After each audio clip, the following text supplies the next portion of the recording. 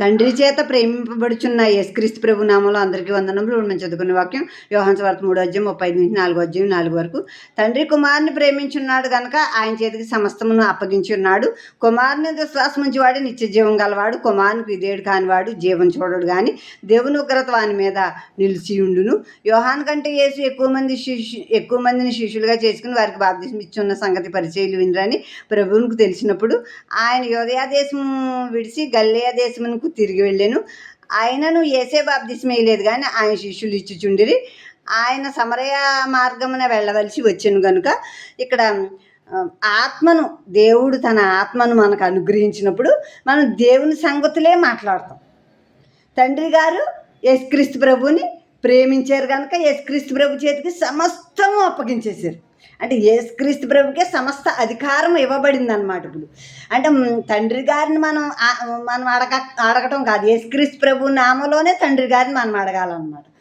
నేను ఒకసారి బస్సు ఎక్కినప్పుడు బస్సు నడిపే డ్రైవర్ని ఆపమన్నాను, పలానా పాయింట్ వచ్చాక ఇక్కడ ఆపండి అంటే ఆ డ్రైవర్ అన్నాడు అక్కడ అడుగు అన్నాడు. అంటే ఇప్పుడు మనం అడగవలసింది ఎవరిని? మనం యేసుక్రీస్తు ప్రభుని అడిగితే యేసుక్రీస్తు ప్రభు తండ్రి గారికి చెప్తారు కనుక మనం ప్రార్థన చేయవలసిందంతా కూడా యేసుక్రీస్తు ప్రభు నామంలోనే. కనుక ఇప్పుడు కుమారుని యందు విశ్వాసం ఉంచితేనే నిత్య జీవం. యేసుక్రీస్తు ప్రభు నందు మన విశ్వాసం ఉంచితేనే మనకు నిత్య జీవం, అంటే నిత్యము జీవించి ఉండే జీవితం, మరణం లేని జీవితం. కనుక కుమారుని విశ్వసించని వాడు విధేయుడు కానివాడు జీవం చూడడు. ఉగ్రత, పైగా ఇంకా దేవుని ఉగ్రత వాడి మీదకి వస్తుంది, జీవం చూడడు వాడు. యోహాను కంటే యేసుక్రీస్తు ప్రభువుకి ఎక్కువ మంది శిష్యులు అయిపోయారు, ఎక్కువ మంది శిష్యులు వచ్చేసారు. బాప్తిసం ఇవ్వటం అవన్నీ పరిచయులు విన్నారని యేసుక్రీస్తు ప్రభువుకు తెలిసినప్పుడు ఆయన యూదయ దేశం విడిచి గలిలయ దేశానికి తిరిగి వెళ్ళారు.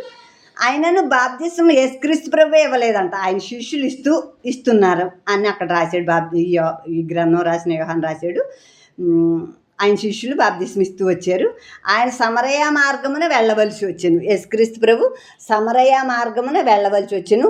యాకోబు తన కుమారుడైన యోసేపుకి ఇచ్చిన భూమి దగ్గరను ఉన్న యాకోబు తన కుమారుడైన యోసేపుకి ఇచ్చిన భూమి దగ్గరనున్న సమరయలోని సుకార్ అని ఒక ఊరికి వచ్చింది.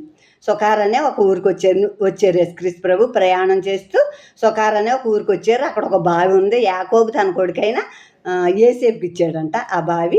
అక్కడ యాకోబు బావి ఉండెను కనుక యేసు ప్రయాణం వలన అలసి ఉన్న రీతిని ఆ బావి వద్ద కూర్చుండెను. అప్పటికి ఇంచుమించు 12 గంటలు అయ్యాయి.